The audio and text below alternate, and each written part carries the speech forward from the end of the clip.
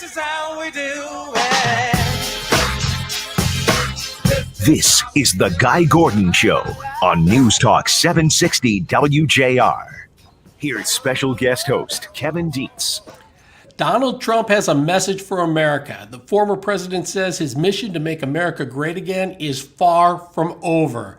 Donald Trump's primary message at CPAC on Sunday is that he is not starting a new party that will split the conservative vote. He plans to unite the current Republican Party and support candidates who see his vision of a strong economy, strong trade deals, and a strong border. He called out multiple elected officials by name that he says are rhinos, Republicans in name only, and insists that the Republicans he endorses will win the House in 2022, will win back the Senate in 2022, and in 2024, he is certain that a Republican president will take back the White House, adding that he wonders who that might be. And maybe, just maybe, he will beat the Democrats for a third time. A third time, of course, an indication that he still believes that he won in 2020. He called that election rigged. He said Democrats used COVID as a way to cheat, primarily because, according to him, swing states changed election rules without going through the legislature. And he said that is unconstitutional and that the Supreme Court did not have the courage to do the right thing. He said the country's highest court should be ashamed of themselves. And Donald Trump was not terribly interested in uniting the entire country on Sunday, as he was still in full attack mode, going after President Joe Biden and Democrats hard. He was saying that in just a few short weeks, President Biden has showed his administration is anti-jobs, family, border, security, women, energy, and science. Trump also said at times Joe Biden didn't seem to know what was happening. Bottom line, Donald Trump is not going away. Will it hurt or will it help the Republican Party? Joining me now is political coach and analyst Roshini Rashkumar. Roshini, welcome back to the show. Thanks so much, Kevin. Great to be on with you. Yeah, wow, what a speech, what a day. What is your initial takeaway from the CPAC speech? Well, I'm not really surprised at his level of enthusiasm and really heightened comments about things. I'm not surprised he criticized Joe Biden. But I am a little surprised that he didn't try to be more of a diplomat, because some of these same tactics, Kevin, are what got him in trouble in the past, especially in the November election and with some of the other candidates he was supporting. So I think that pulling everything or most things from your previous playbook is not necessarily the way to go. But he also had a very friendly audience, so maybe he was testing things out a bit too. Yeah, being in full attack mode didn't help him in Georgia when he was trying to get two Congress people elected. And he was definitely in full attack mode. I wonder what you think middle America and independent voters might think watching Donald Trump yesterday. Well, a lot of people, especially independent voters, regardless of where they are in the country, want to see some sort of person who is truly a statesman, who can really be the leader, because neither party has any kind of corner or good position when it comes to the American people right now. Just because Joe Biden, a Democrat, is our president does not mean that everyone is behind the Democrats and is excited about that, right? So the person or people that can really stand out to especially independent voters and say, look, I'm about leadership, I'm about collaboration, I'm about conciliation in some cases where really are necessary, that's the person who's going to win over more people. So if I were coaching Donald Trump, and I think I've said to you before, I don't know if he's coachable, but if I were coaching him, I would definitely recommend that he comes up with some new talking points, because when he continues to use old talking points, then anyone who is his enemy before is going to say, okay, this is just chapter 10 of Donald Trump's playbook. But the people who are really on his side want to also hear some new things so that they can stay behind him if that's what they want to do. When you heard him calling out people by name that he feels did not support him properly, do you get the indication that he's going to try and put candidates against them to run in the primary in 2022? Yeah, I absolutely do. It's a bit of a, overt warning. I don't know that that was a good way to go. I mean, I'm a big believer in not showing all of your cards right up front. So if you do have some of those sort of plans going, it sometimes is better, often better, to hold that closer to the vest. But we have seen, Kevin, that Donald Trump is rarely someone who holds things too close to the vest when he really feels like he has to get it out. Yeah, so he said he's going to endorse candidates that are going to win, and he's going to endorse candidates who follow the same philosophy as him. In fact, he announced a website, donaldjtrump.com, that is now up and running and raising money to help the candidates that he wants to win. What do you think that's going to do to the Republican Party? What does that mean for candidates who want to run and hold office? Are they going to have to go to Donald Trump and get his approval, or are they going to run on their own and say, I'll let Donald Trump do what he's doing, but I can do this on my own? I don't know that they'll totally go out on their own, and I don't think they want to be able to say or have to say, I need Donald Trump's approval. But the very fact that he used the platform of the keynote at the conference to announce that website, to say some of the things he did, to call out individuals by name, to attack the people he attacked, he is showing the country, and he's showing both supporters as well as enemies, that he is not just going away. And so anyone who cares about their own political future needs to keep that in mind, and they need to figure out a way to work with him, because there probably still is a lot of money that Donald Trump can bring to the table, even if he doesn't always get the votes. I mean, you've mentioned Georgia. I've always thought if he had stayed away from Georgia, there's a chance one or both of those senators from the Republican Party would have won. I mean, just from a strategic standpoint, it was not smart of him. And this is where you have to assess your own gap. Everyone has what's called a perception gap, Kevin. And it's the difference between what you believe the public takes you at and what the public really takes you at, or other specific audience take you at. And Donald Trump's perception gap, to me, is still pretty wide.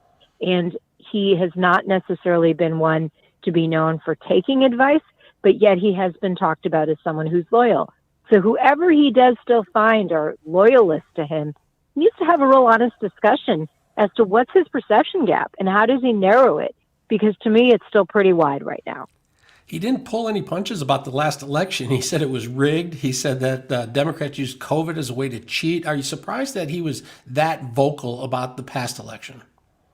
You know, not surprised, but I was waiting to see, and sort of just as a strategist, not regardless of, you know, whether I care about him or not, I would not have advised that he mentioned that, because when you keep on crying over spilled milk, as our moms would say, you don't come out from your strongest vantage point. You've got to come up with a new narrative.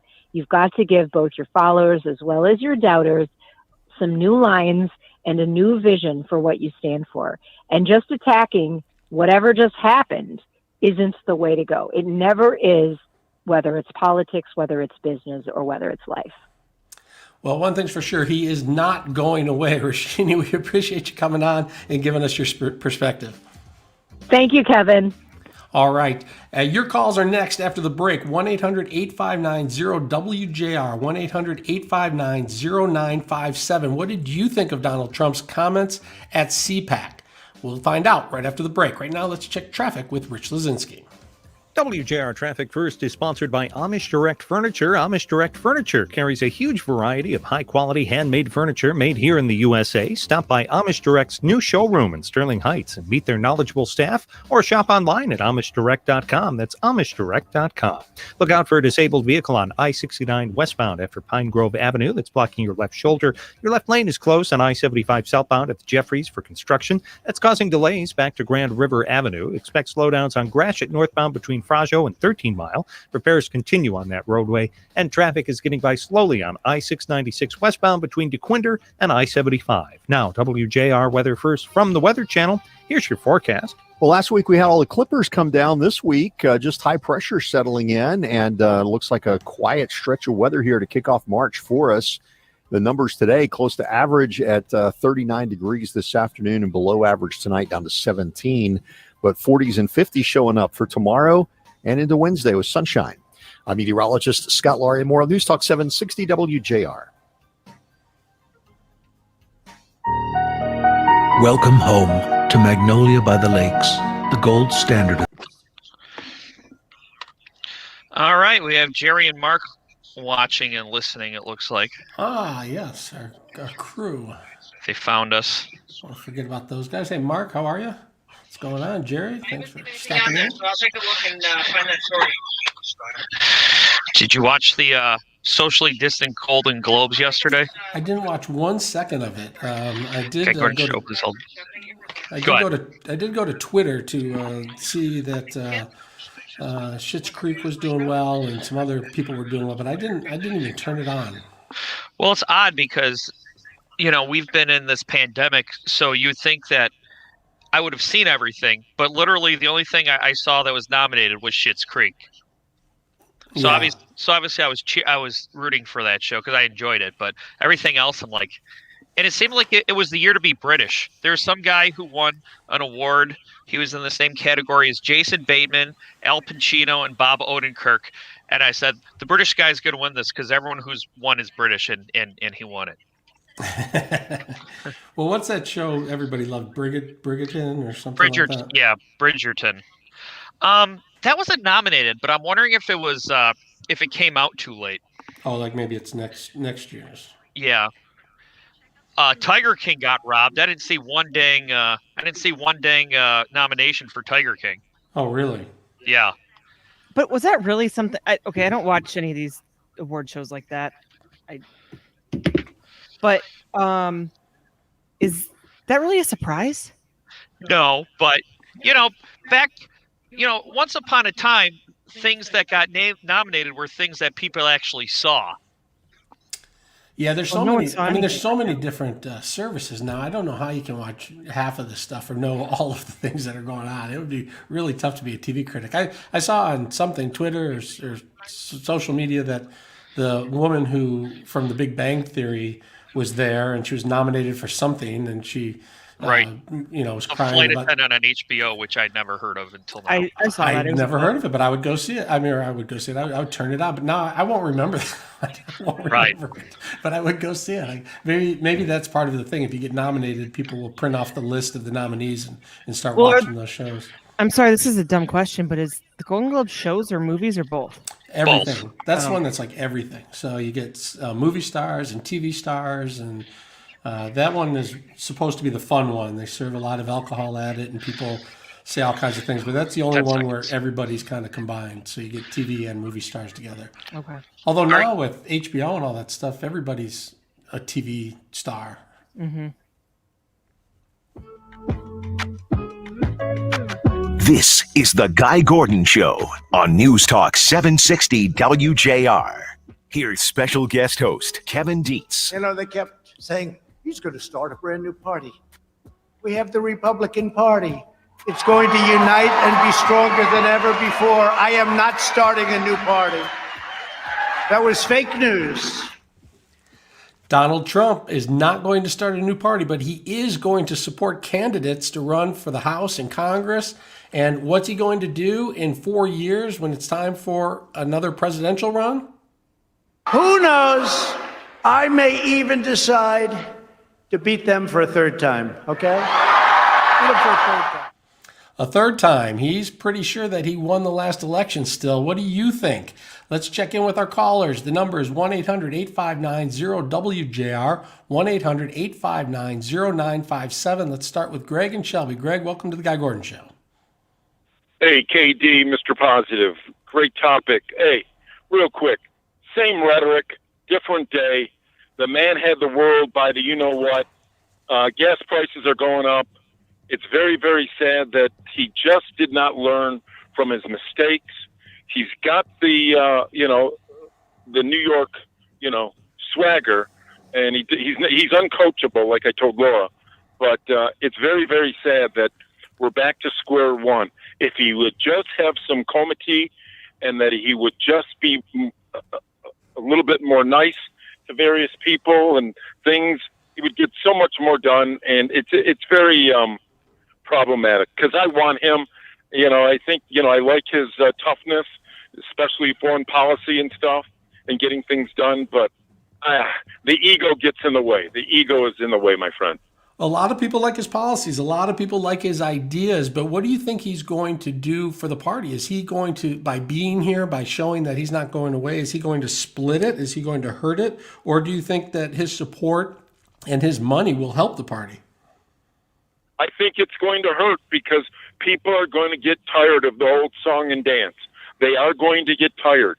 I mean, you can get somebody else that's going to articulate his position without being so combative.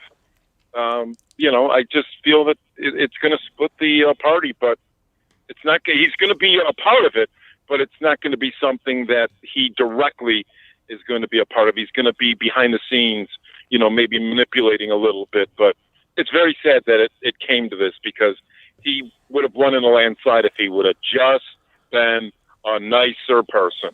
All right, Greg, we appreciate the call. Thanks for checking into the Guy Gordon Show. The number's 1-800-859-0WJR, 1-800-859-0957. Let's head out to Clarkston and check in with Kim. Kim, thanks for calling. Hello. Hello, Hi. How are you? Great. How are you? I'm doing well. Okay, so the first caller, not this one, the lady was saying he needs to stop whining about it and not do the same old song and dance. Mm-hmm. Strongly disagree, and so do pretty much everybody else I talk to. Not that I have the biggest circles, but Hillary was wah because she won by popular vote, however lost the Electoral College, which is our system. So she had that, and she kept going on and on. Trump lost only in key battleground counties, a few of them, and by a very narrow margin, which all of those counties have proven historically fraud, which I believe, and many of us do, has went over the top on every level that they could possibly find and do, that they went overboard everywhere. And Kim, you'd like to see audits of the last election. It probably resonated with you when he said we need one single election day for voting. We need to require voter ID. We need signature verification, a chain of custody votes, absentee ballots just for the military. All of that registered with you, and that's something you want to see Republicans fighting for. Absolutely. Why that is a problem, none of us understand. Because if you put it all up front and center and it's proven this way or that way, everybody shuts up. It is what it is. So if you refuse to have what is obvious common sense standards that everybody can agree on, as opposed to trying to drag everything through the mud and then refusing to show your hand, or I'm sorry, those things are gone. I'm sorry, we threw those things away. I'm sorry, we're just not going to bother with it, doesn't fly. All right, so Kim, we don't want to ignore it. We want it fixed. And if he's we want him to keep bringing it up, because all the media, not all the media, but the vast majority of the media says, let's just move on and stop talking about it. No, no, no, no, and no. We don't want to move on. We don't want to ignore it. We want proof and or fixing. All right. Kim wants a full investigation, and whatever they find is wrong, she wants fixed. Let's check in with Greg in Bloomfield Hills. Greg, welcome to the show. Hi, it's Kevin, is it? That's right, Kevin. Thanks. Hey, Kevin. I'm in full agreement with the last caller. That lady was spot on. Greg from Shelby Township should have listened a little bit closer to President Trump's speech last night. If he can recall this, he mentioned every time President Trump stated, every time I say I'm referring to you. Okay, that's a very important point, and that's a very important change-up for President Trump. Evidently, some people don't understand the fact that President Trump is speaking for 74 to 75 million people, of which I am definitely one. And if anything, you keep hitting them hard, President Trump, because there is no way to acquiesce or have an agreement between a socialist, communist party and the party that represents this country. So I say to President Trump, you were spot on, and you stay the way you are, President Trump. All right. Thanks a lot, Greg. Greg wants the president to keep pounding on the Democrats and pointing out where they make mistakes. He says the media isn't doing their job. So President Trump needs to keep it up. Let's check in with Victor in Washington. Victor, welcome to the Guy Gordon Show. Hey, thank you very much, Kevin. I really appreciate it. And President Trump speaks for me. He always has. He has voiced the concern that I have. My father's from Mexico, came across legally. I'm a captain from the United States Marine Corps. I believe that we have a set of laws that need to govern us. Otherwise, it's anarchy, and then all we are is fighting. I don't understand why the other party thinks that laws don't need to be enforced. Why don't you go out and change them rather than have the king issue an edict? All right. We appreciate you checking in today. Let's check in with Gary in Waterford. Gary? Yeah, good afternoon. How are you? I watched CPAC as well as a lot of other people. Donald J. Trump took the platform, and I was totally inspired once again. He had some very crucial things to comment about in his speech. One was for the Republicans to stay together. Unlike the Democrat Party, they all stick together, and they back whoever is on the chopping list and will back them up. The Republicans, hey, I'll tell you what, there's 5 of them, and he named the 5, but there's always been on the fence, not supporting the GOP. And the GOP, in order to go ahead, needs to stand together and get some brass, okay? What he said in his speech about the voting, he wants all legal votes to count. What's wrong with that? And if you want to do an absentee ballot, there's reasons why you can apply for one and get one. And I think that's a very important part. All right, Gary, we appreciate it. Gary liked what he heard from the president. The problem is that the Republicans lost the House, and they lost the Senate, and they lost the White House. So will Donald Trump be enough going forward? We're going to talk more about it. Right now, we have to take a quick break and check in traffic with Rich Lazinski. This report is brought to you by Positive Coaching Alliance. Got issues with youth or high school sports? Positive Coaching Alliance can help. PCA, a national nonprofit, offers more than 1,000 free online resources for youth and high school sports coaches, parents, students, and administrators. Visit PCADevZone.org. WJR Traffic First is also sponsored by Sleep Solutions. Suffering with sleep apnea, you deserve a restful night's sleep. Sleep Solutions is your local, easy solution. Don't wait to replace that old mask, tubing, and headgear. Call Sleep Solutions Home Medical at 877-SLEEP-MI or visit sleepsolutionsinc.com.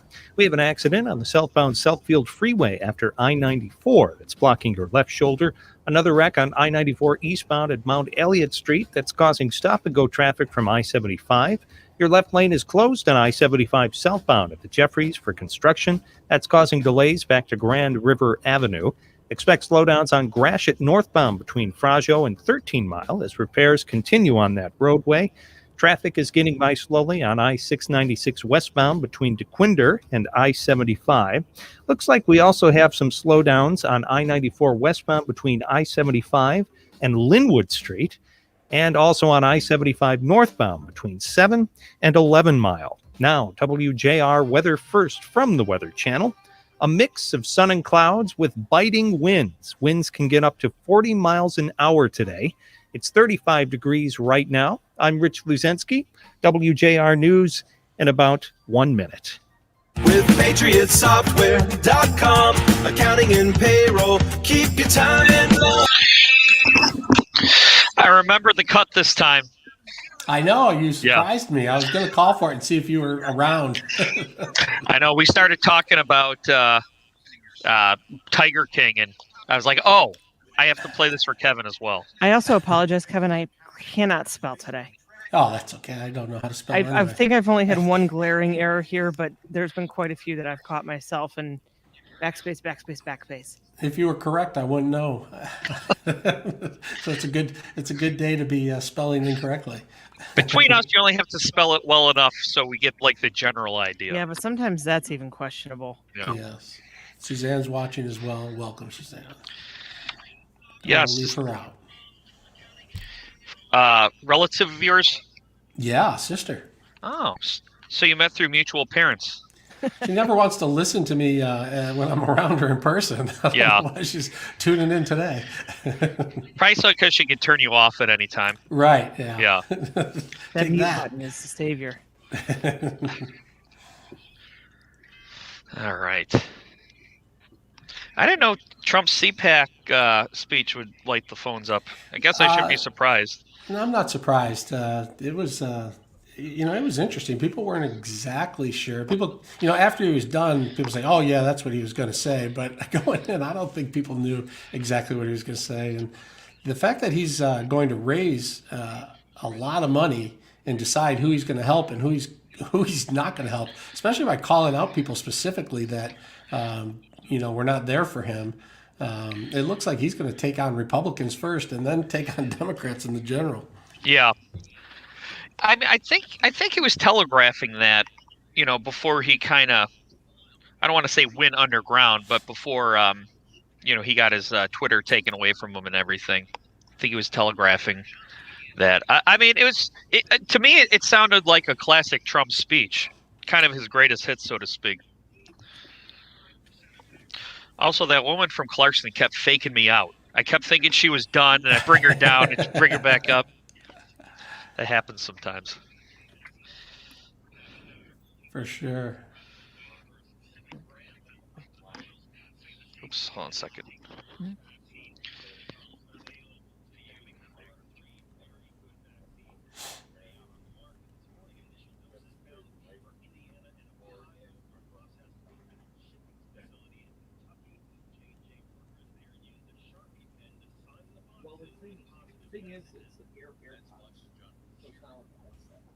Yeah, he's using. If you come and look, he's wearing. Yeah. Kevin, do you have a headset? No. He doesn't have one.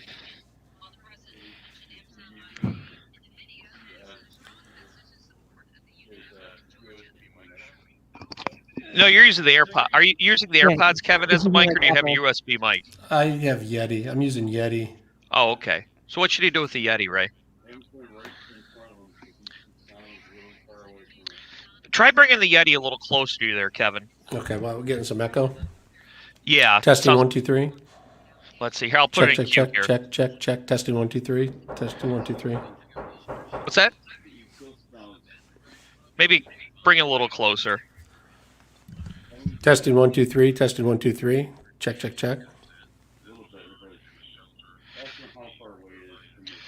Hey, you want to jump on the headset? You can see it. Yeah, why don't you jump on where Laura is real quick?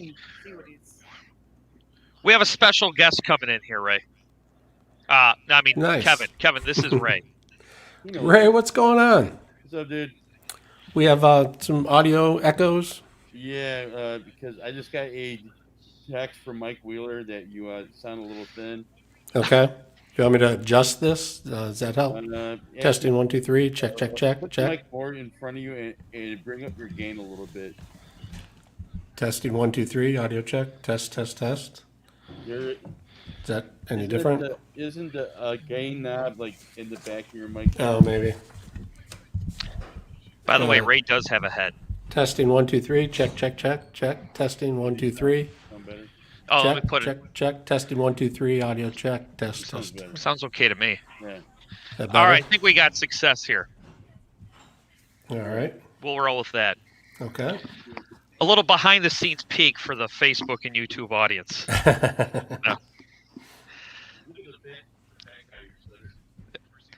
Nice job, Ray. Excellent. Yeah. Is our guest here, Laura? No, Debbie hasn't called. That's a good point. So we'll just take calls until then. That or I'll call her. We got Jerry's seal of approval. We'll take it. All right, Jerry. Let us know. Let us know if we start sounding faint. Let's see. Okay, we're about 30 seconds away here. I just sent a text to Dan. Who were we at? Paul? Was Paul next on the phones? What? Paul next on the phones? Is that where we're at? Yeah, Paul in Ontario. I'm going to give Debbie a call, though. All right, here we go. 20 seconds. Confident in what they do. Your consultation and first treatment are free. You have nothing to lose but your pain.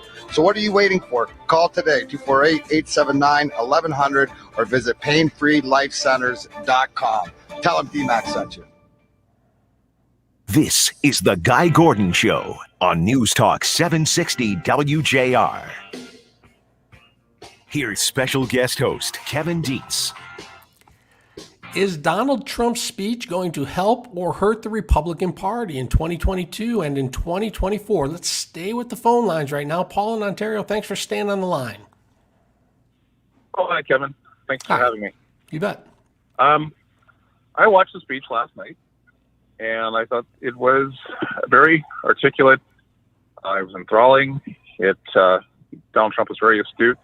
I've read a couple books by Donald Trump, so I didn't expect anything less from him because I read the book, or The Deal, Trump in the White House. There was another book by Doug Weed. So the typical Donald Trump is to fight back and to solidify his base. And so he's not going to abandon his base.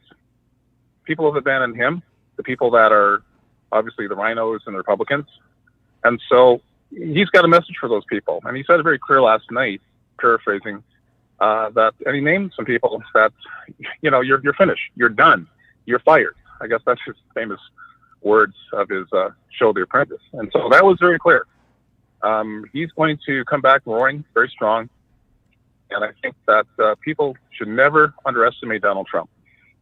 Never miscalculate him, because he is a fighter, and that's what this country needs. And he's pretty much lambasted Joe Biden and his policies for the first 30 days in office. And I can't personally see him lasting past the summer, to be honest with you, if this keeps going on the way it's been going on. So I thought it was just it's a breath of fresh air. And there's a lot of Canadians here that support Donald Trump.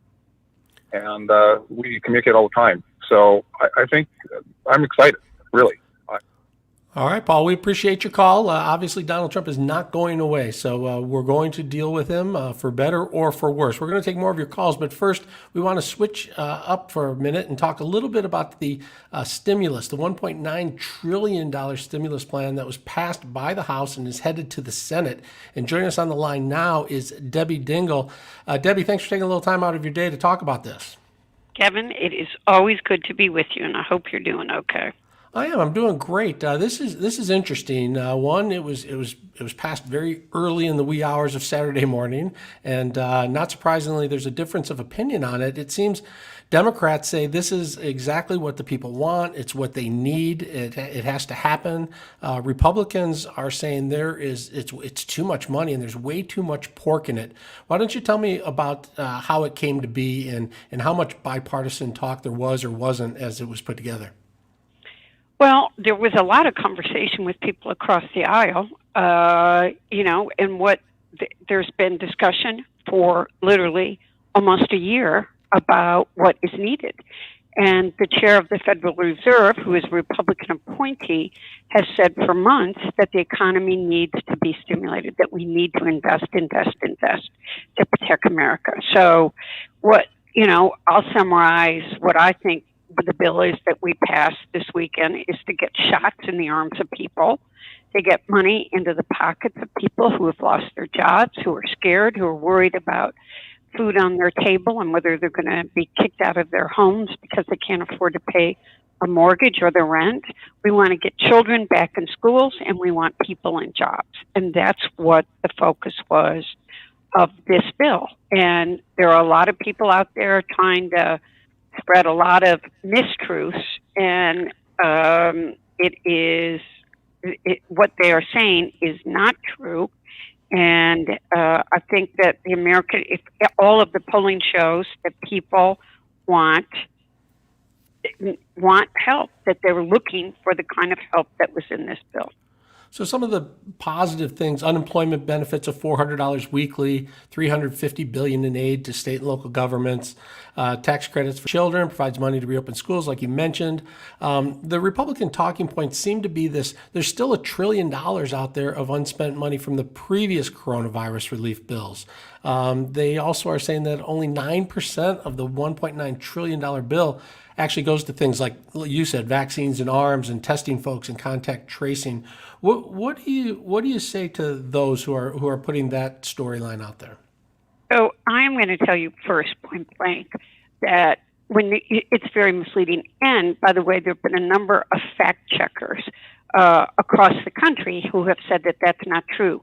One of our freshman members tweeted that. Kevin McCarthy may have repeated it. But the money that's in that bill is for things that have been impacted by COVID. So there's money in there to increase production of vaccine, get it out there to communities, get the infrastructure set up to vaccinate as many people as possible quickly. That is part of it. But there are also, how many small businesses do we know that are desperate? Some have closed. Restaurants. I mean, I talk to my restaurant owners every day. I talk to one of them. Andiamo's in Dearborn closed. I used to eat there or do carryout. I've done carryout there once a week. This past year, they've closed. Ari at Zingerman's talks to me every day, and he's one of the national leaders about the help they need. There's help in that bill for restaurants. There's money in there for schools. People want to see the schools reopened. Well, they need to understand that to reopen these schools, they need PPE equipment, that there's a significant cost. You can't fill a bus of kids the way that you did before. So when you reopen a school and you have transportation, you need extra drivers. You've got to figure out how you're going to do that. How are you going to make sure the school is cleaned and bleached and done every day? We need to get teachers vaccinated. We need to find a way to make sure the kids are wearing their masks and keeping their distance. But everybody wants the schools to be reopened, Kevin. The money that's in there is there because COVID has harmed an industry, a sector, a way of life. People have lost jobs, and the money in that bill is to help address all of that. Some are saying that this punishes fiscally responsible states in order to bail out other states that have mismanaged their budget. Do you think that's true? And quickly, does this have a chance of passing? The Senate's at 50-50. Does it have a chance, or is it going back? This bill will pass. This bill will minimum wage, which I do support, an increase because they're people, the glue of what keeps our communities together since COVID hit, are working 2 jobs. They're the frontline workers, and they're still living below the poverty line. But this bill will pass. The Senate will pass something within the next week. We'll have conference. We will vote on it again next week, and the president will sign it by March 14th. And it needs to happen. People are desperate. There won't be a filibuster to get in the way? No. All right. Debbie Dingell, U.S. Representative representing the 12th District of Michigan. Thanks for being on the Guy Gordon Show. We really appreciate it. Thank you, Kevin. All right. We're going to take a quick break and check traffic with Rich Lazinski. This report is sponsored by Indeed.com. If you're looking to hire, think of Indeed as your GPS. With great tools like Instant Match and over 135 skill tests, Indeed helps you navigate the hiring process from start to finish. Learn more at Indeed.com/credit. WJR Traffic First is sponsored by the Carpenters Labor Management Partnership Team. Make a career change today and join the skilled trades. The Carpenters LMPT contractors are looking for professional, hardworking individuals that want to build a career with great pay, full retirement, and family health care. Text JOB to 855-424-2562. That's JOB to 855-424-2562. We have an accident on the southbound Southfield Freeway after I-94 that's blocking your left shoulder. Another wreck on I-94 eastbound at Mount Elliott Street that's causing stop-and-go traffic from I-96. Your left lane is closed on I-75 southbound at the Jeffries for construction. That's causing delays back to Grand River Avenue. Traffic is getting by slowly on I-696 westbound between DeQuinder and I-75, and also on I-75 southbound between 14 Mile and I-696. Now, WJR Weather First from the Weather Channel. Here's your forecast. Last week, we had all the Clippers come down from Canada. This week, high pressure giving us a quiet stretch of weather. Numbers will head uphill here into the midweek forecasts, and then we'll drop a little again late this week, Thursday, Friday, but a mainly dry forecast for us here in Detroit. High today, 38. Cold tonight at 17. Sunshine Tuesday, high 40. Wednesday, partly cloudy, 52. I'm meteorologist Scott Laurie. More on News Talk 760 WJR. Hi, this is Guy Gordon. Believe it or not, spring is right around the corner, and that's why you need to... All right, let's see.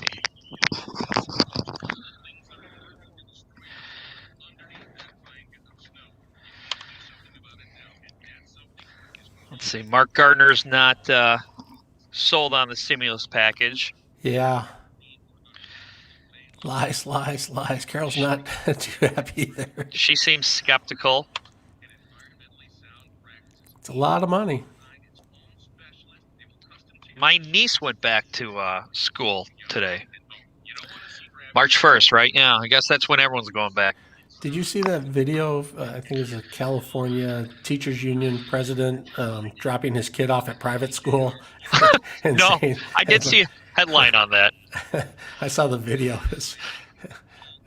Now, do we know if that guy was what office did you say he held?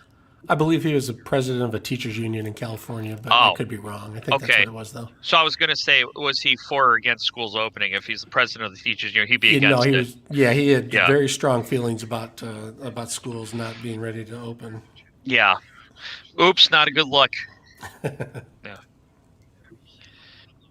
Also, it's probably not a good look if you're head of a teachers union, send your kid to private school. It's not a very good endorsement on your product. Right. Also a good point. Yeah. It might have been kindergarten, though. The kid looked pretty little. Yeah. No, we'll be fine. Get the kid. Scott is there, by the way. Yeah, tell him I'm going to take a couple calls first before we go to him. Just tell him it's going to be a couple minutes. Okay. I'll take Mike and Kris, and it's a long segment.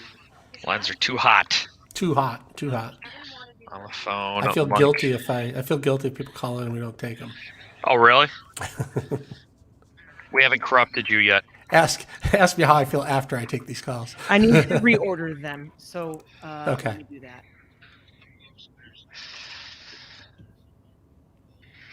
I guess it depends on how the calls go. Right. We're back about a minute and a half. Yeah, I'm surprised to see there are 3 new Hoffa digs. I feel like we get one every 5 to 10 years. It's been a while. We're really going to get a rush of them. This is exciting. Let's see. The ones I remember off the top of my head, there was they pulled up the floorboards on a house across 75 from Tiger Stadium. Yep, looking for paint. Yeah. Let's see. There was one. Was it at the Milford Horse Farm? Yeah, McMaster Farm. Yeah. I've been to all of them. Really? Was that your beat? That was when he was allowed off the roof. Oh, yeah. That was my beat. That Hoffa, Oakland County child killer case, Kwame Kilpatrick. By the way, I just want to point out that it's Laura who made the first roof joke today, not me. Yeah. Take it while I could. Okay, I reordered the call. All right, so it's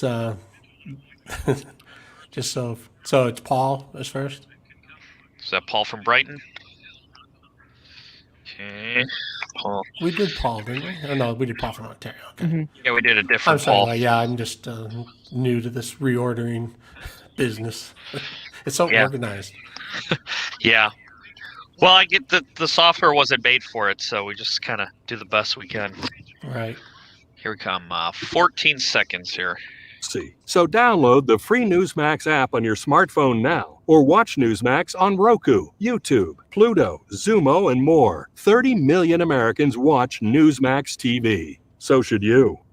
The Guy Gordon Show, 760. Here's special guest host Kevin Dietz. Debbie Dingell says the $1.9 trillion relief bill will pass. How do you feel about that? And Donald Trump, he's not going anywhere. He says he's going to unite the Republican Party and get people elected in 2022. Let's go to the lines. Paul and Brighton, thanks for holding on. Well, Donald Trump is a liar, a lunatic, and a loser. How's that for repackaging C.S. Lewis? And he's the golden calf of the Confederate Party, who are a bunch of idolaters, Philistines, and heathens. And the reason they can't prove that the election was stolen is because they don't have any evidence. And that's why they were laughed out of court over 60 times. And the problem is, when they went to court, they don't have an opponent. You see, we have an adversarial judicial system. You don't go to court and ask the court to figure it out, say, oh, something seems fishy here.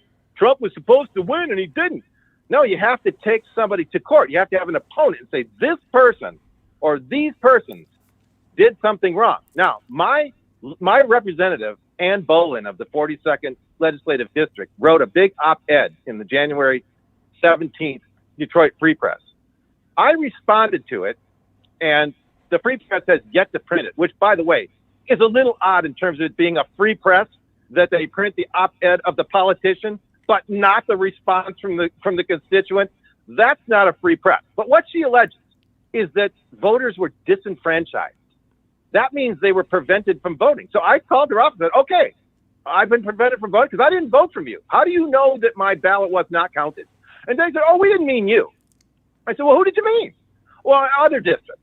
There were other places.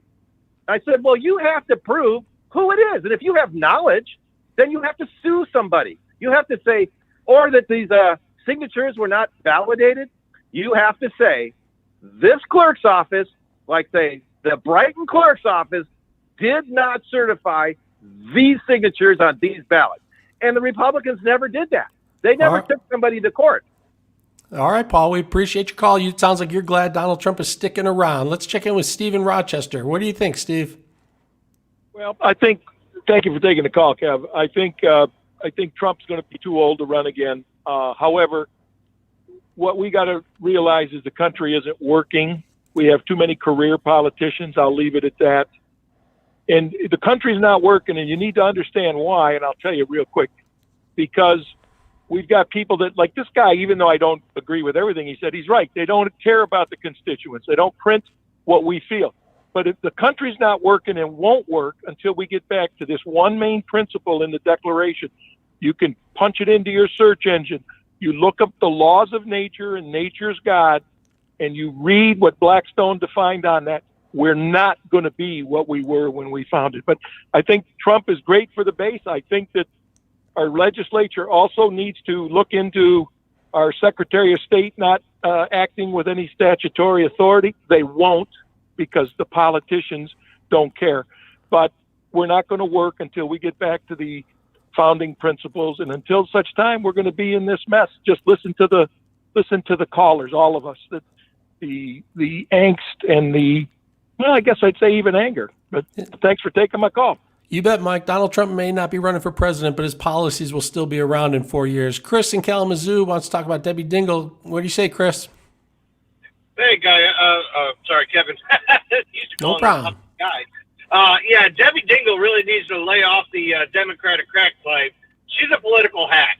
If you want to ask her about spending almost $2 trillion for COVID relief, and all she wants to talk about is, we're going to help the people, and we're going to help this and get the economy back going. How does sending, $800 billion to Pakistan for gender studies, how exactly does that help our economy? I think she is doing what politicians do best, is dodge, elude, evade, and keep the focus on everything except what they're trying to do backroom deals. She's such a hack, and she needs to go.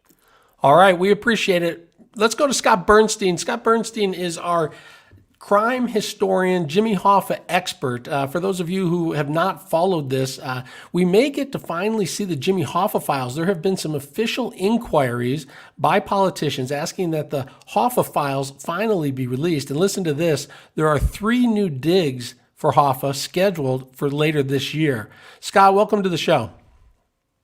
Thanks for having me, Kevin. So tell us a little bit about this new effort to release information. Let's see, it was 75 when he disappeared. That's some 45 years. July 30th, 1975. Yeah, I can't imagine why the FBI would want to keep these records secret still. What's happening?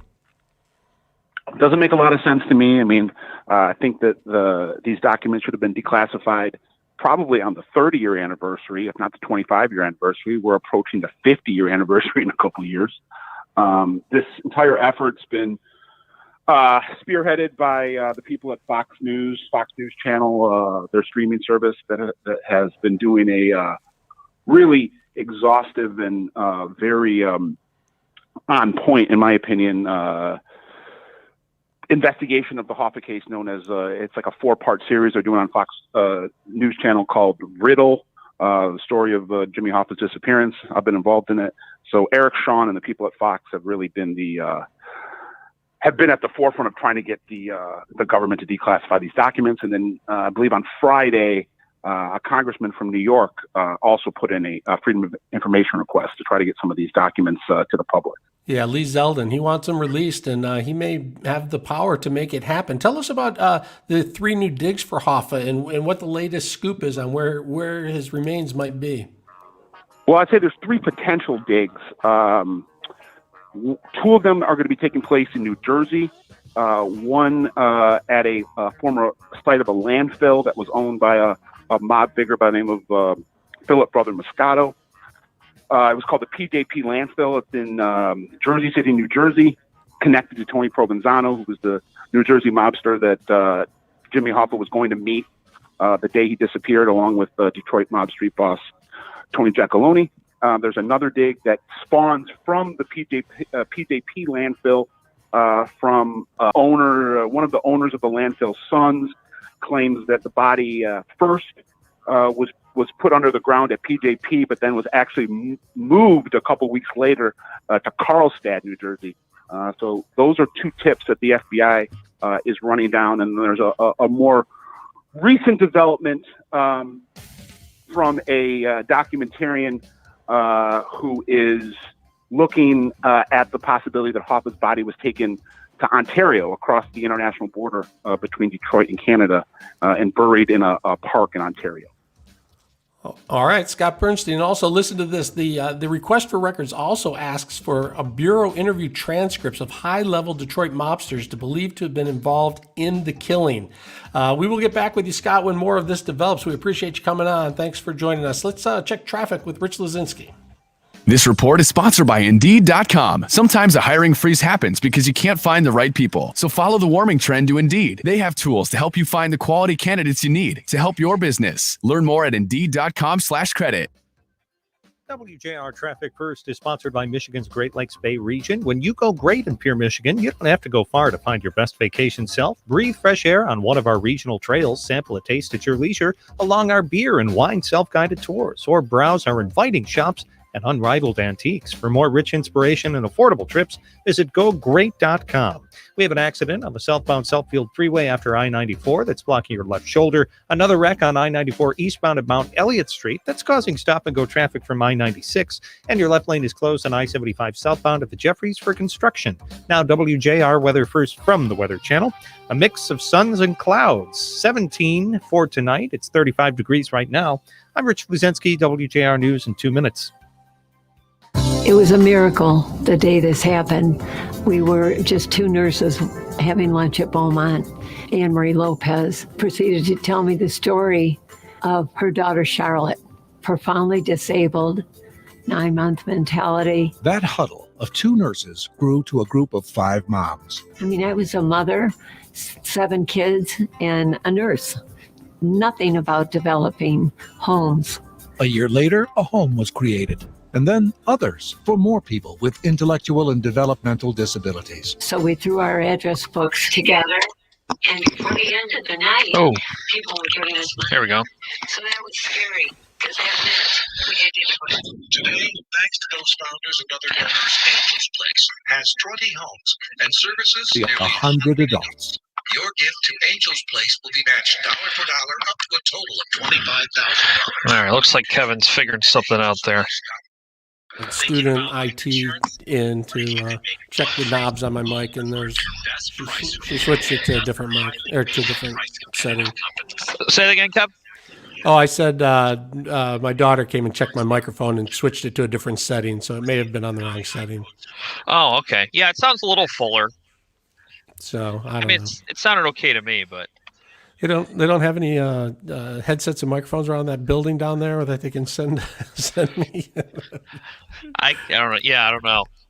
I think they're all out. I think they're all being loaned out. Probably. I think we're out of them. Maybe we'll get Frank to email us his once. I had he's one, done. and then Guy broke his, so Guy took mine. I never. I don't know. Also, it'd be impossible for Frank to email us his headset. I might just mail it. All right. See, Mark says it sounds good in Clinton Township, so I think we're good. Well, that's all we need. Yeah. if we're covered in Clinton Township, we're good. My homeland. Well, it's where I grew up. All right. Let's see here. Okay, got that. All right. So we're talking to the lady who drove to Mississippi to get a COVID shot for her husband. I think that one dose Johnson & Johnson is going to be a game changer. Right. For sure. I mean, because how many people have gotten how many Americans have gotten the first shot? Got the first shot. Like 30%, 20%, maybe 30. Yeah. I don't know. I was hoping Google will just do that thing where they just pop the number up when you look at it, but all I have are projections. I don't have any numbers for. But either way, we'd have double the amount of people fully vaccinated if we had just the one shot instead of the two. Right. Have you gotten it yet or no? No, I'm not even close. Are you? You're not close, are you? No. Unless I sign up and I get picked. But would you hunt them down like the vaccine hunter Facebook pages? Not yet. I mean, there's bigger wastes of time on the internet, but no, I wouldn't. Not yet. I mean, I don't feel like I'm in any imminent danger myself. But I mean, I definitely, as soon as it's my turn, I'll go get one. But yeah. I'm not looking to speed the process up. But I don't know. Maybe if I had I have asthma, which is an underlying condition, but it's not completely severe. I mean, if I were like someone who it would be fatal for me to get it, then I might vaccine hunt. But it seems like there's a little there's some tricks to it, to find out late in the day. There's some leftovers and certain places, and looks like Mark has had some trouble. Oh, he got it, but he's over 65. But yeah, I mean, just because you're eligible doesn't mean you'll be able to get it soon. Yeah, it depends on where you live. And yeah. My wife works at a doctor's office, so she's got both. And my mom lives in Macomb, and she's over 65, so she got both. Okay. So that's good. I know that when I'm fully vaccinated, they'll be fully vaccinated, which makes me feel better. Yeah, my parents got both, which is good. Yeah. I imagine they will do more now that they're. Yeah. Now that they have both. Well, we're both strapping young lads, so yes. No rush. No rush. No, nobody in better health than you and I. Right. Yeah. Right. I mean, I need a haircut, but other than that, I'm doing okay. Hey, Gene got a haircut on Bob's Burgers yesterday. Oh, he did? I missed on the episode I was watching, yeah. I was watching the Golden Globes. I'll have to go watch. He wasn't happy with it. They had to use magic marker to draw in the spots they didn't like. Dang. I missed everything. Jody is there, Kevin. Here it comes. Okay. 5 seconds, actually. Oh, I lied to her. We're experts at helping you choose and accessorize the right F-150 for you. This is The Guy Gordon Show on News Talk 760 WJR. Here's special guest host Kevin Dietz. How far would you go to get a vaccine shot? You wake up in the morning and call the hotline, no luck. You check the website, no luck. Would you get in your car and drive for hours through multiple states for an open appointment down south? Well, Jody Schumacher did, and she joins us on the line now. Jody, welcome to the Guy Gordon Show. Hi, Kevin. How are you? This was a very frustrating trip for you. First of all, tell us where you headed, how far you were going, and why you were going so far to try and get a vaccine shot. So I live in Michigan, outside of Detroit, and I left to go to Laurel, Mississippi, and it was about 14 and a half hours. And took about 16-ish when all was said and done with gas stops and whatnot. And we did it to get my husband a vaccine. How was the weather? It wasn't great weather this week. Well, this was last Sunday, and it wasn't too bad when we left, wasn't too bad when we came back, but it was a sight better than the week before, which was when we actually had the vaccine appointment, and that was on Thursday when the really bad weather hit, and we had to postpone our appointment to the Monday whenever it was at least better. It was cold, but it was better. So how did you find out that there was even an opening at a Walmart in Mississippi? How did you come to learn that? Because my husband is in such a high risk category, I had started looking to see if there was a possibility that there were places that had extra dosages at the end of the day. And I just started Googling, and I found a place that was a vaccine hunters page here in Michigan. And I joined them. I joined several of them, as a matter of fact. And some people were saying that if you went to Mississippi, they were vaccinating people that were from out of state. And there were actually a couple of states that were vaccinating non-residents. And Mississippi was one, and they said that they had some appointments that were available.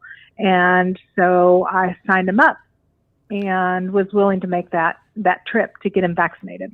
So your husband, people don't know this, but he recently had a heart attack. He's paraplegic, has diabetes, high blood pressure, congestive heart failure. Is that right? Yes. Yes. And he hasn't been able to get a shot here in Michigan. Why is that? He falls in the 1C category, and he's only 60 years old. So because he's not 65, his number's not up yet, and it's frustrating. We've been told, for so long now, since we first began hearing about this and how dangerous it was, that he's in that high risk category. If you get this, because of all these comorbidities, you will die. And now when they come out with the vaccine and they put them in categories of when you're eligible to get the vaccine, he's so far down that we're still waiting. We're waiting for that vaccine. He still hasn't been able to get it yet. And he's not eligible until who knows when. And we live in Oakland County here, and it's even harder here in Oakland County. There's been counties around us that's opened up for him, but not here in Oakland County. So you go online and you go on this vaccine hunters page and you find out about an opening all the way at a Walmart in Mississippi. You head down there, but you still don't get the shot. What happened?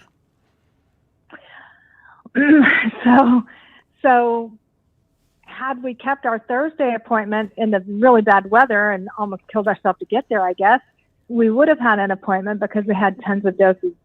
But then because of the weather that went through on the Monday, they didn't get their doses. So there was no doses to give us. They had to turn us away. And so you drove back?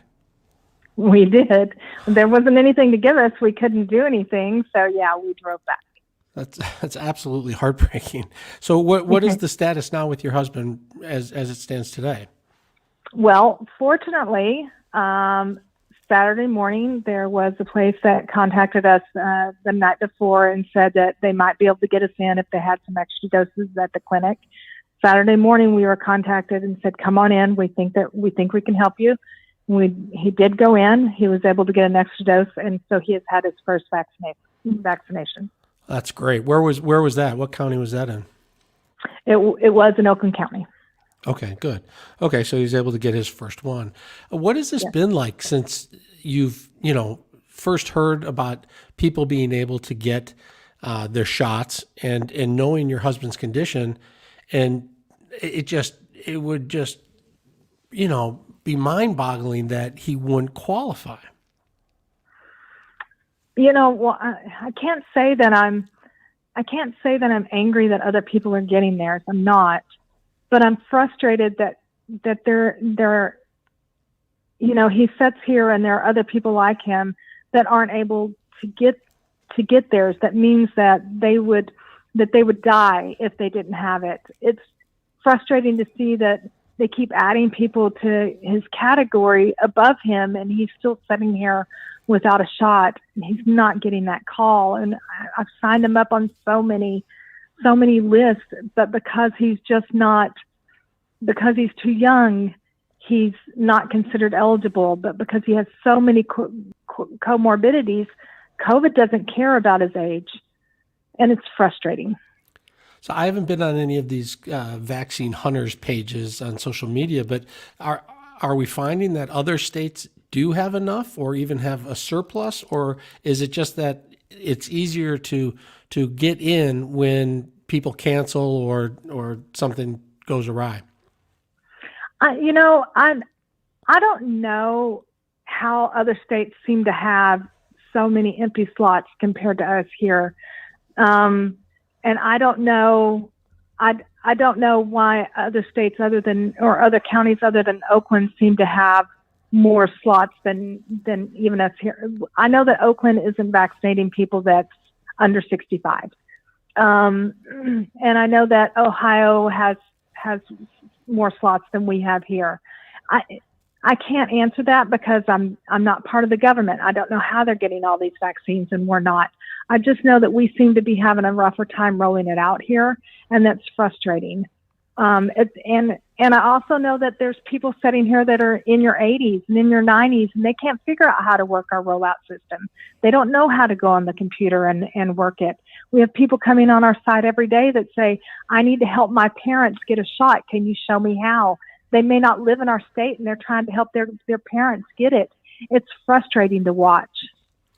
And your husband still needs another shot. If one popped up in another state, would you travel again, or are you going to stay put and just wait till Oakland County can get you in?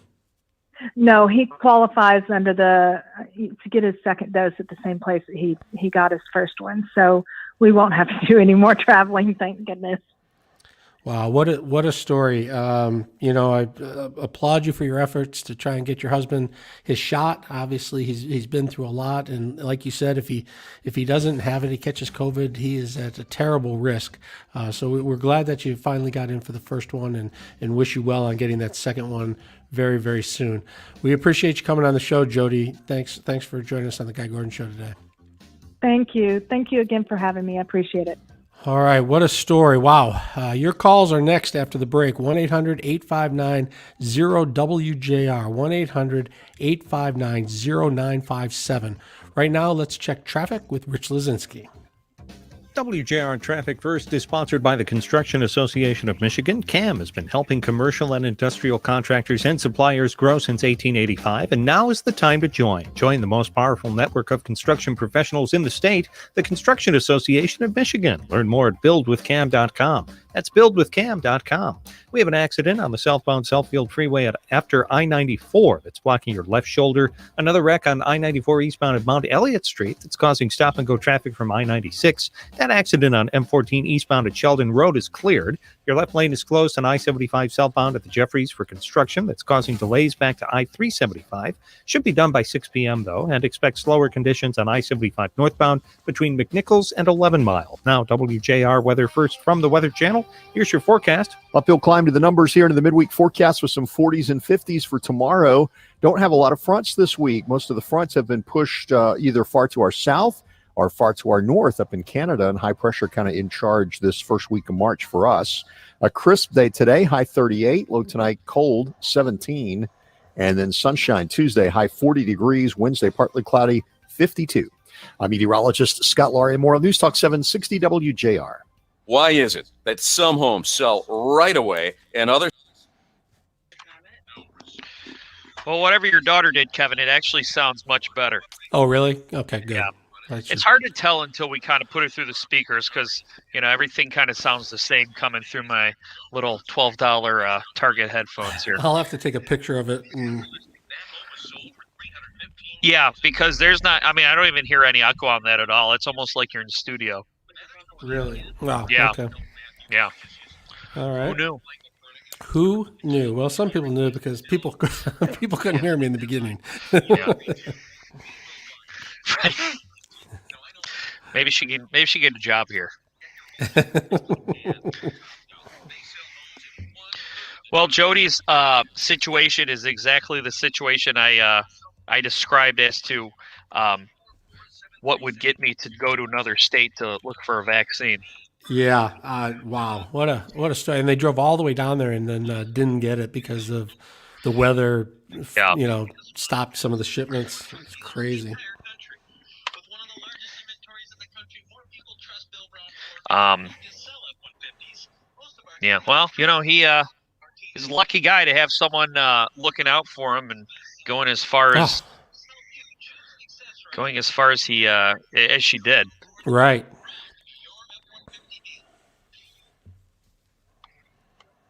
Patrick's listening. Thanks, Patrick. We'll see. We'll see what the future holds. I don't know. Yeah. So I missed. Guys missing TV. That's why. Oh, that's right. We know. We want to do it more often though too. The morning show does it for the first first hour or half hour, 45 minutes or something like that. Yeah.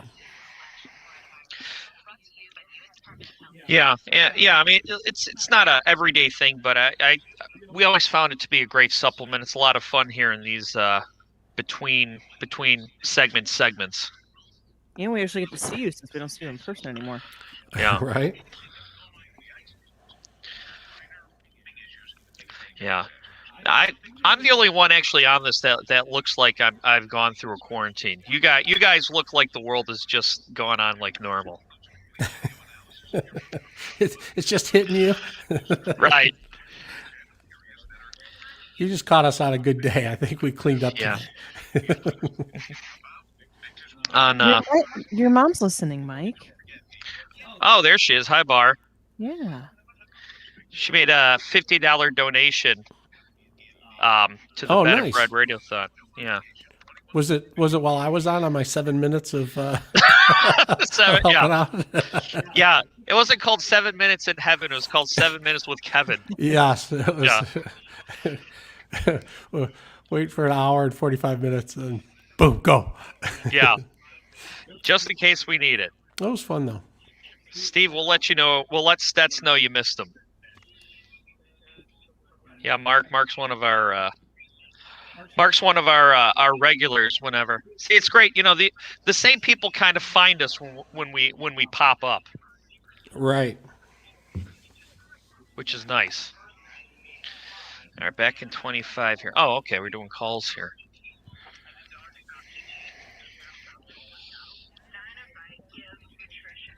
All right, let's see. Oh, we got a mad face.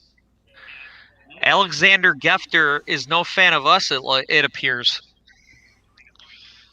Here we go. Happy your dog will be. And he's a spectacular dog. DINOVITE.com. This is The Guy Gordon Show on News Talk 760 WJR. Here's special guest host Kevin Dietz. Is the $1.9 trillion stimulus proposal much needed relief or too much pork? Is Donald Trump's CPAC comments going to help or hurt the Republican Party? And what is going on with vaccines in Michigan? Why are people going on vaccine hunter pages and driving halfway across the country to try and get their shots? We're going to the phone lines right now. The number is 1-800-859-0WJR, 1-800-859-0957. Let's start with Mike in Harrison Township. Mike, thanks for hanging on the line. Hey, good afternoon, Kevin. Good afternoon. I called Guy about this bill last week. I'm so irate over it. And I'm tired of hearing about how the majority of people are in favor of it. But here's a poll I'd like to see one of these big poll takers, and maybe you know how to reach one. Would they rather this bill stay the way it is, or there's over 350 billion going to the states? Well, now, if you take, I did a little Googling on math. If you take, there's 26 million people eligible for that $1,400. If you take and give them each $10,000, that only comes out to 250 billion. And what do you think the poll numbers would say? Would they be in favor of that, or give it to the states to spend how they want? It is kind of interesting because what I've been reading is polls that were taken before this middle of the night proposal, and it seems like maybe they're asking people if they'd like their $1,400, or maybe if they would like their $400 weekly unemployment benefits extended further. But this is a huge number, and the fact that at least 2 Democrats voted against it is fairly telling that there's some concerns about what's actually in it. The Republicans are not happy. They say this is a bailout of blue states that are mismanaging their money. And so before the Senate passes this thing, let's get into it and take a look at what's under the hood. Well, that's why they're trying to pass it so quick, because people don't know what's in it. Half of these people that are in favor of it don't know. And that's what I said. If you pose that question, would you rather have $10,000 in the hands of the people or in the hands of the states? What do you think they would say? I think they'd like to take their chances with the money in their own hands. That would still be $100 million. That's only going to the money going to the states. That's not the money going to the tunnels, the bridges, the other countries, all this other, the colleges, the Smithsonian, the arts. That's not even touching any of that. So, I mean, we could give everybody in the doggone U.S., I'll bet you $10,000 over top of the 26 million people. I bet you give $10,000 to everybody. And what would that do to the economy? Yeah, Debbie Dingell said she thinks this thing's going to pass quickly, get to the president, it's going to get signed. I'm not so sure. We'll have to see how this plays out, Mike. Thanks for calling. Let's check in with Charlene and Troy. Thanks for being on the Guy Gordon Show. Hi. How are you? I got to take you off the speakerphone. Right. Well, Debbie Dingell, it talks about the poor. I don't know what she has in common with the poor. She's part of the Body by Fisher Trust Fund baby crowd. Not that I want to berate the Fishers, because they earn their money honestly, but for her to sit there and pretend constantly about the terrible rich when she's one of them. But if it wasn't for inflation constantly eating away at the purchasing power of the average consumer, they'd be able to live on what they're making. And this bill that they're going to pass is going to really ignite the inflation and give less purchasing power even more. It's just terrible. Inflation is a hidden tax on the people. And it's just terrible what they're doing.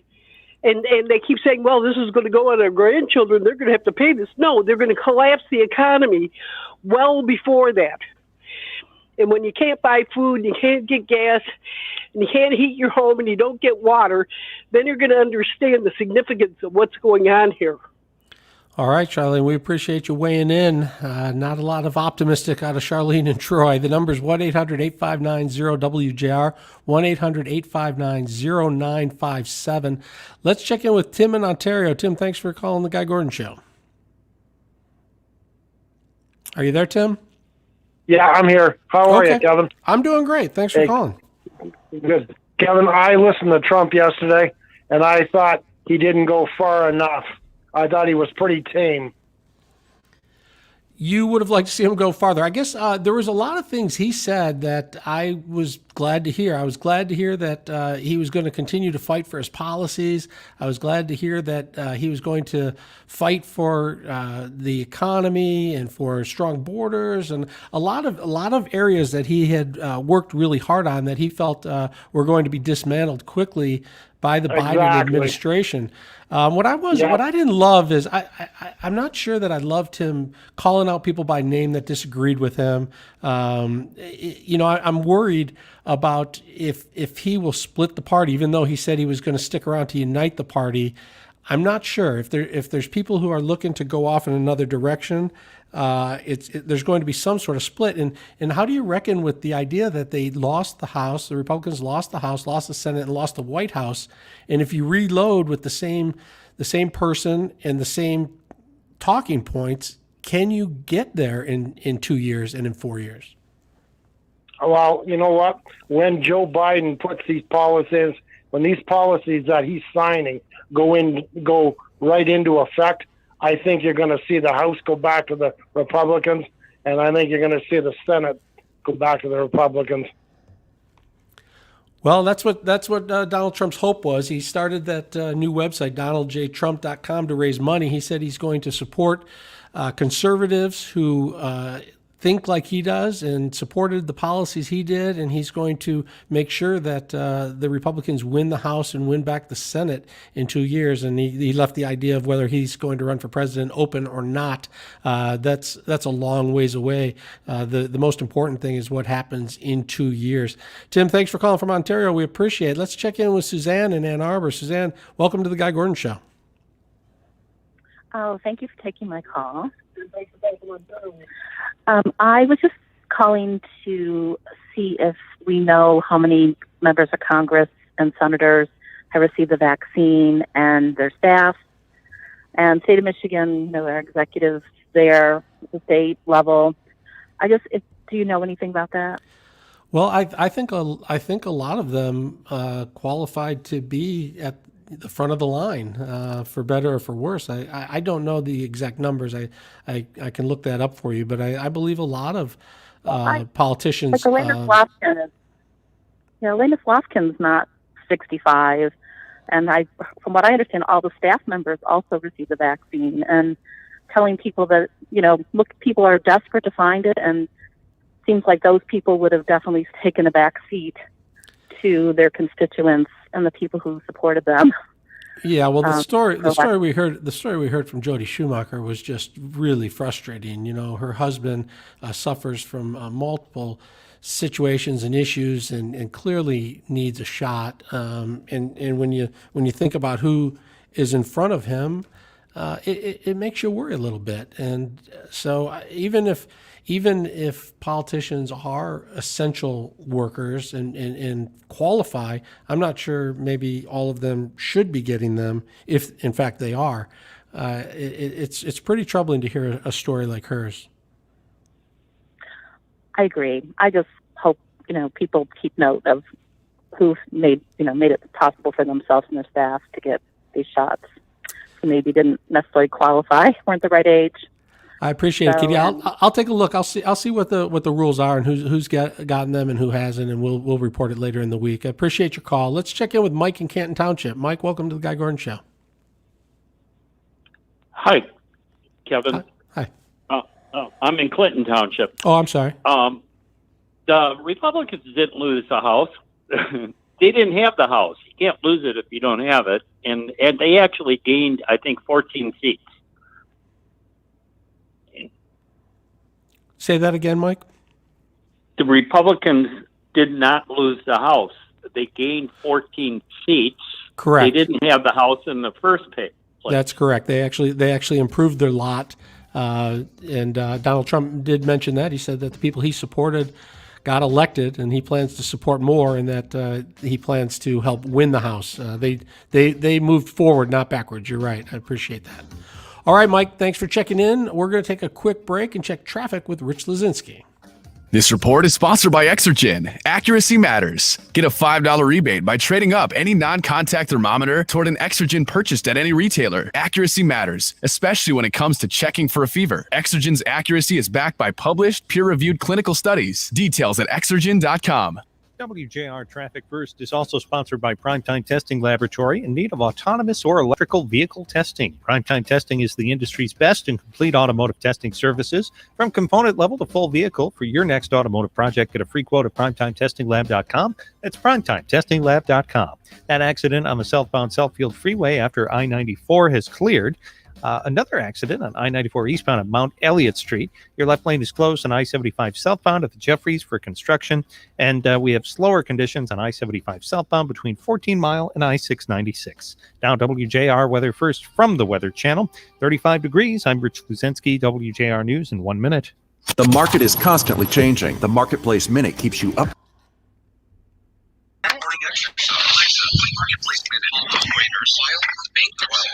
All right, half hour to go here.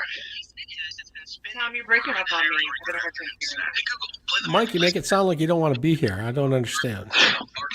Oh no, I'm just counting down the half hours till I'm back with the Guy Gordon Show. We still get a half hour, not we still have a half hour to go. We get to do this for another half hour. There you go.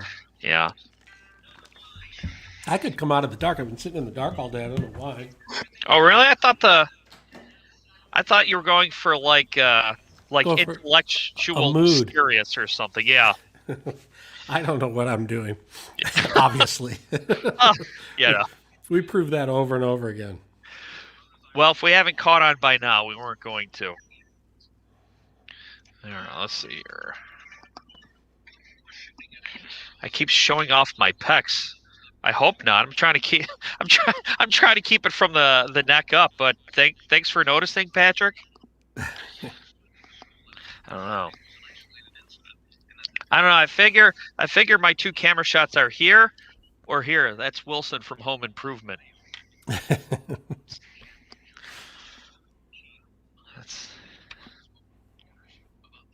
Well, Mark thinks you know what you're doing.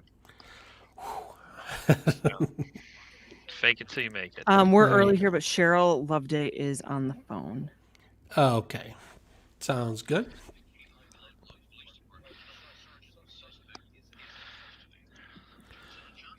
Scott Burnstein was not that happy with me shortening his interview to 3 minutes. Did he message you or what? He just sent me a text. It's fine. What'd he say? He says, "Is that what you were looking for? I thought you forgot about me." But Yeah. once the callers start, it's hard to stop them, you know. Well, to be honest, we weren't sure if you forgot about him either. Yeah. Well, it could happen. Yeah. That's what you call suspense, when we're not sure what you're going to do next. Right. That would really keep you guessing. Hello, Yeah. Clinton. How's West Michigan? Sunny. Nice. It's sunny here, too. It's cold, though. Guy Gordon Show. Can I get your first name, please? Yeah, well, it was nice having like 60 degrees over the weekend. Yeah, that was great. I'd rather it be that and cold during the week. Some years it's like 60 and warm on Monday, and then the weekends are like 30 and rainy in Michigan spring. Yeah. Patrick got my Wilson from Home Improvement reference. Let's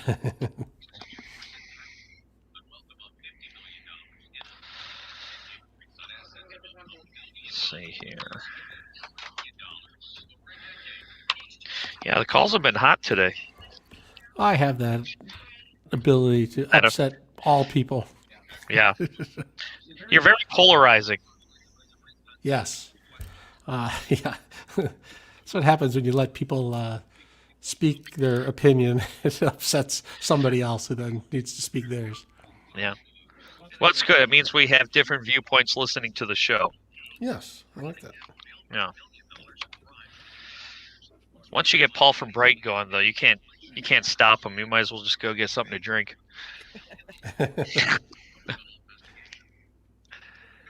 So you know all the regulars. I only know Mr. Positive. After that, I'm. Yeah, we know. Yeah, we know Jerry most from Detroit, maybe. Yeah. A couple others. We've had a lot of new callers lately, though. Yeah. Yeah, Laura's better at noticing that stuff than me. I know the But phones they're calling from, too. Yeah. Yeah, we got caller ID. Now, I think people assumed we've had caller ID for decades, but we only got it like the last year or two.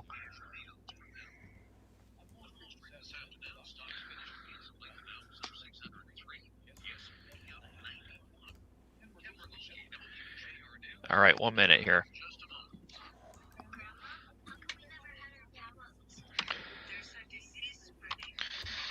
Does that?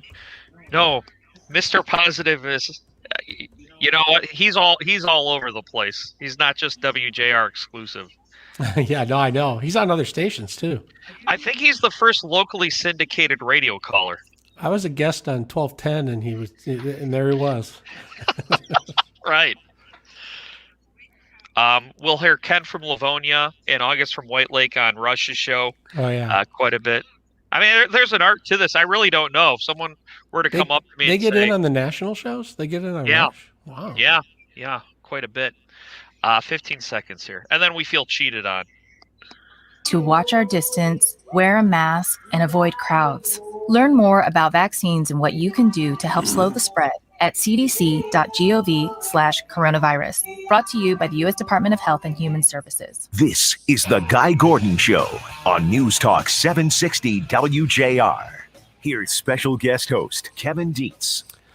I have a friend whose child has Down syndrome. His name is Jack, and I understand he may be listening. So here's a shout out to Jack. And Jack brings more joy to my friends than they ever could have imagined. But what used to keep my friends up at night is the fear. What would happen after they are gone? How will their now young adult get along and be okay? How will he thrive? Well, then they found out about a nonprofit called Angel's Place, and now they sleep just fine because Angel's Place is an amazing organization that provides housing and services with those with intellectual and developmental disabilities. They are wonderful communities. My family supported them for years. It's a place where residents are loved and cherished. And because March is National Development Disabilities Month, WJR Cares is teaming up with Angel's Place to raise money for Angel's Place. And joining us now to talk about Angel's Place is our friend Cheryl Loveday. Cheryl, welcome to the show. Thank you, Kevin. How are you today?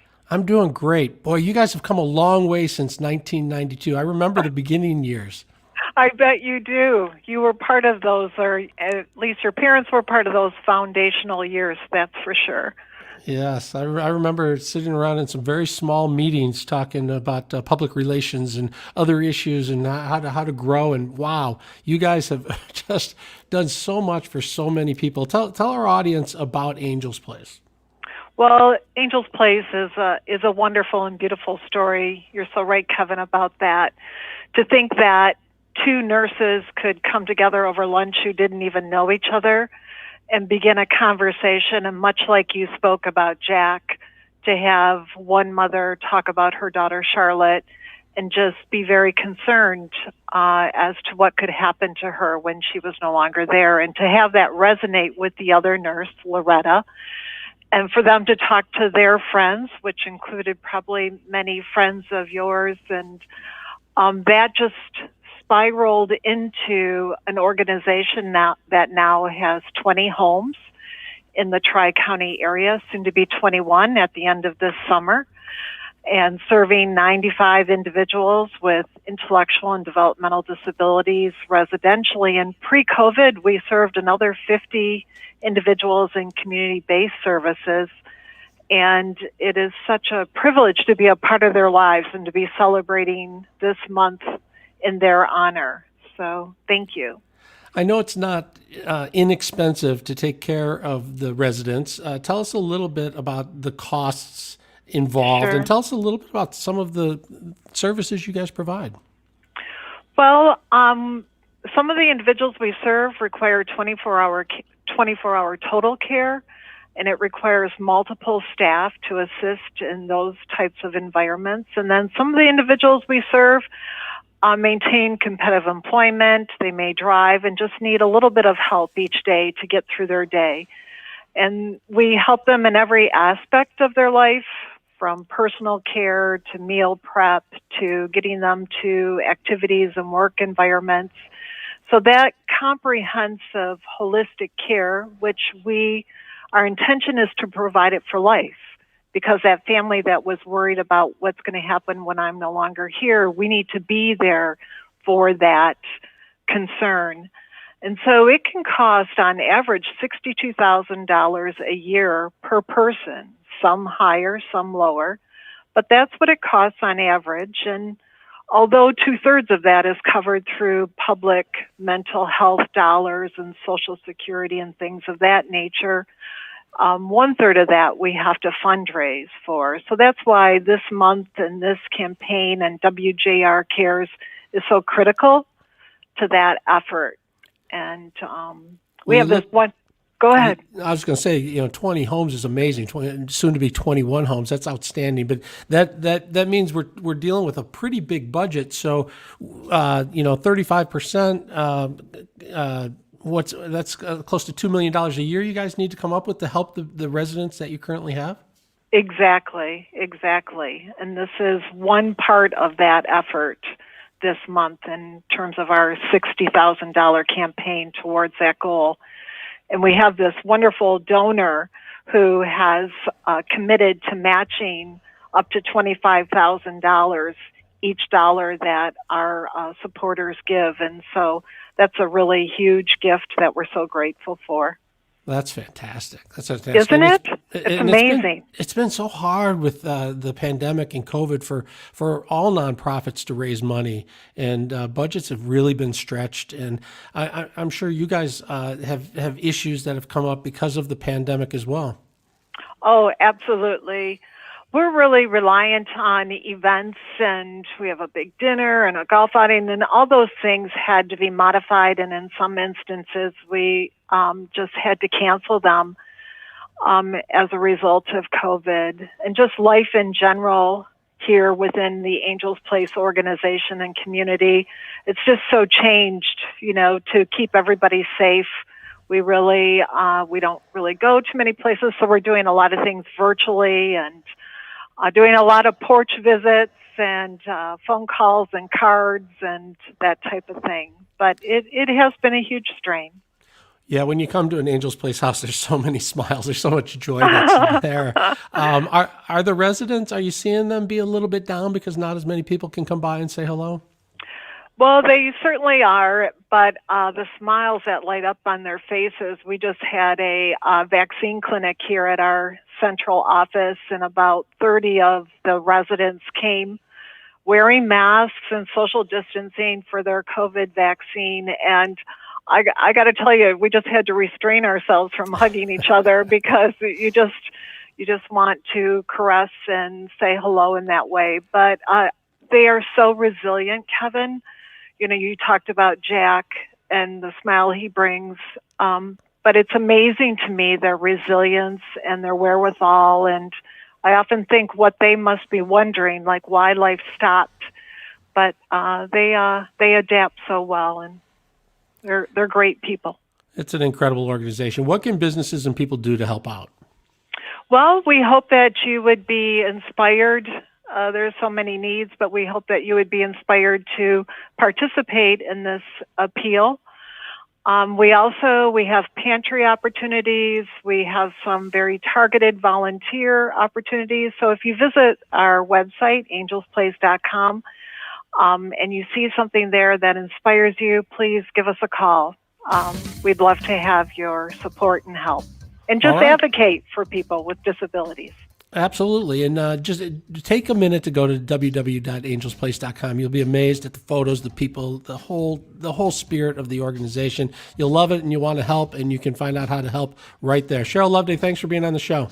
Thanks, Kevin. Have a great day. You too. We're going to take a quick break, and then we'll be back with much more. Let's check traffic with Rich Lazinski. To stay on top of all the things you need to know about investing, finance, and retirement, tune in to The Rich Paul Show, Saturdays at 9 a.m., Mondays at 7 p.m. here on WJR. That's The Rich Paul Show, Saturdays at 9 a.m., Mondays at 7 p.m. I-96 eastbound is closed between Beck Road and Novi Road due to a wreck. Grand River can be used as an alternate there. That accident on I-94 eastbound at Mount Elliott Street is finally cleared. Your left lane is closed on I-75 southbound at the Jeffries for construction. That's causing delays back to I-375. Should be done by 6 p.m., though. Expect slower conditions on I-75 northbound between McNichols and 11 Mile. Also on I-75 southbound between 14 Mile and I-696.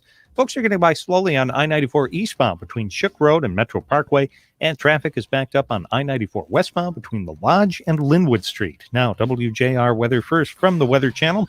Here's your forecast. Well, last week we had all the clippers come down. This week, just high pressure settling in, and looks like a quiet stretch of weather here to kick off March for us. The numbers today close to average at 39 degrees this afternoon, and below average tonight down to 17.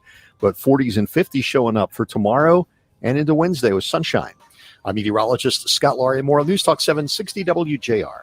Ready to give your smile everything it deserves this year? Start today at Aspen Dental's Everyday Smiles. All right. All right. The national show is Tom Likas. Oh, yeah, I remember that. You remember Tom Likas? Mm-hmm. I used to listen. Jack and Angel's Place, of course. Excellent. Yeah, Tom Likas. I remember listening to that like late at night. Right. Yeah, I used to listen to that delivering pieces. It always talk about how you don't need a girlfriend or something. That was his. He was. I guess he was. They were going to try to make him sort of like the liberal Rush Limbaugh, and even though he was wildly popular locally in Los Angeles, it just didn't really catch on locally. Also, he wasn't really he wasn't really political after a while. It was more guy talk, which was a good format, but it was just kind of replaced over time by sports talk. So that's kind of why. I remember though there was I guess him and Limbaugh used to work for the same radio station in the 90s. And so they had these things called meetings of the mouths, and listening to the two of them actually debating politics and they kept it lighthearted and fun. It was very interesting to hear. Yeah, blow me up, Tom. That was his thing. Blow me up this style or that style. Yeah. Yeah, I don't know what the art is in. I mean, getting through to a local talk show, let alone a national talk show. I just imagine people with like. It seems like they are on the line for hours to get on to Rush because he barely ever takes calls. By the time he always says he's going to take calls, but he never does. Right. Builds the suspense. Yeah, I just imagine someone there with like 3 different phones just hitting redial. Or do you just get on hold and you stay there for 2.5 hours and then you get on? Yeah. Yeah, I don't know, because I know we don't start accepting calls before the show. No. But I don't know, maybe the local ones do, just to kind of have them in the hopper. All right, let's see here. Our out will be 5620. George has not called yet. Okay, we got callers still on the line, right? Yes, we have Tom, Dave, and Joe. All right, we'll start with them. And yeah, if he doesn't call, we still have about a minute left before we're back. Yeah, he'll call. He's a regular. I could text him and remind him. But... The phone.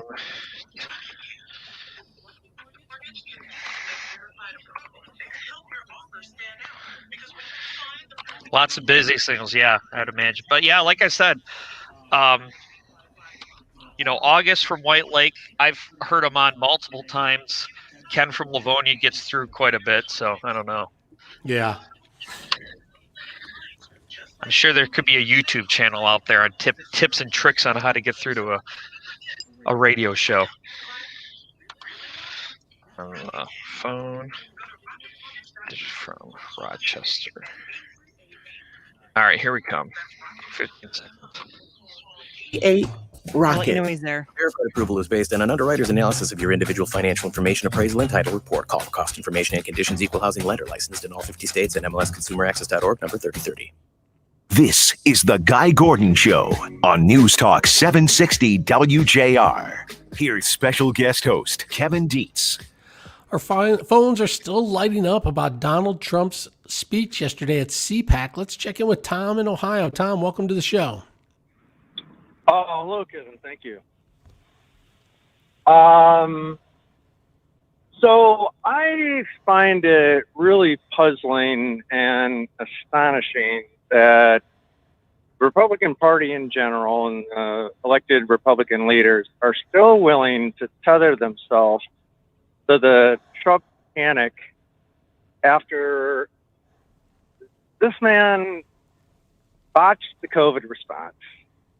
If you listen to the Bob Woodward interviews, basically concealed the truth, lied to the American public about what was going on. is responsible for hundreds of thousands of unnecessary deaths, is an unindicted co-conspirator in the Michael Cohen prosecution, lies as easily as breathing, hid his taxes from public view tooth and nail, and they're finally in the hands of the SDNY. So, Tom, are you glad he's hanging around? Are you glad with what you heard that he says he's not going anywhere? No, I want him to go away. I want him to build his library if he wants to, and burnish his legacy as the 45th president of the United States, and otherwise disappear. Are you worried that he might be able to help win the House and Senate for Republicans in 2 years? Exceedingly, yes. Because unfortunately, in my view, American politics is no longer about rational debate or thoughtful decision making, but it's a politics of fear. And this is something that man excels at. And yes, it gives me great worry that he is going to do that, and he's going to further, I don't know, corrupt might be the wrong word, drag down the Republican Party into something that it is on its way to becoming unrecognizable. I don't want the Republican Party to go away. I believe in a two-party system. I think conservative values have a place. I don't agree with them, but I'm willing to debate them and have a free and fair election. Whichever side gets the most votes wins. All right, Tom, we appreciate you calling in and giving us your opinion. We will see what happens because Donald Trump appears to not be going anywhere. He's raising money to try and get people elected that will carry his policies through. I want to tell you about this story we saw in the Detroit News today. For the last year, Michigan's been pretty much on shutdown, right? The roads and highways have been far less busy than before. I mean, I know I've driven fewer times and less miles than I did before the pandemic. So there's a stat out, and it's that there's more deaths on the road in 2020 than in 2019. It's not just here in Michigan, it's across the nation. And it has me wondering what's going on out there. If there's fewer cars, fewer people driving fewer miles, how are there more deaths? Well, George Hunter dug into it for this article in the Detroit News today, and he joins us on the show now to tell us what he found. George, thanks for being on the show. I appreciate it, Kevin. Appreciate it very much. Have people just gone crazy? They're just driving wildly. What did you find before That's we pretty get much what into the police are. Well, first of all, I was surprised to find that the traffic was only down 18% last year. So the roads had 18% fewer motorists than last year if you take the whole year. Now, if you look at the beginning of the year when pretty much everything was shut down, March, April, right up in there, and then it started to pick up. So year long, they were down 18%. But according to the unofficial numbers, despite that, the deaths were up 7%. And that's pretty much what the MSP, Michigan State Police spokesman, told me and other traffic experts, is that you remember a lot of the cops said we're going to scale back our enforcement, because of COVID. We don't want to get unnecessarily close to people. So they kind of cut back. Right. Not MSP, but a lot of cop shops did do that. And according to what people tell me, I think the state police spokesman said something along the lines of they thought they got a drive like an idiot free card. So basically, the people who were on the road were driving more aggressively. And then if you look at all the other indicators like drug use is up, alcohol use is up. So if you do that and you drive, of course, that's going to lead to more fatalities. So a lot of it's perfect mix of this COVID situation. And I think it's easy to blame that got addressed too. That I think Chief Craig addressed that. Is it's easy to people who kind of sometimes critics say, well, you're just blaming everything on COVID, but I mean, there's a lot of stressed out people out there right now, and it's manifesting itself apparently in many different ways, including aggressive drivers. I remember reading a story somewhere about how dangerous looking at your cell phone is, and that if you look down long enough to read a text message, say, that you'd cover some wild amount of distance, traveling on a highway. Do you think that's some of it? Do you think people are feeling like there's not as many people around, so they can look at their phone or be distracted? Do you think it's distracted driving, or do you think it's more than that? Well, one of the people I quoted did mention that fewer people on the roads resulted in more people thinking they can look at their phone with impunity. I think we're all guilty of it to a certain degree. I might glance at it, but I have a built-in thing because I get vertigo if I look too long. But I think a lot of people do that. I know we've all been on the roads. How many people have you looked over on the freeway in a fairly busy time too, and they got their nose in their phone? It drives me nuts. But yeah, that was certainly one of the reasons that one of the people I quoted attributed to it. But they say it's just a big mix of everything: aggressive drivers, fewer cops on the road, aggression, Yeah, I hope they dig deeper into it and take a closer look. I think about all the people who talk about depression through the pandemic, Sure. and those who are on medications, and a lot of those medications can and do make you sleepy. Right. Like you said, drug or alcohol use as well. It really. The shootings are way up too. I didn't mean to interrupt you, but that's another manifestation of anger, frustration. And according to Mike Shaw, the lieutenant, he says these are mostly road rage.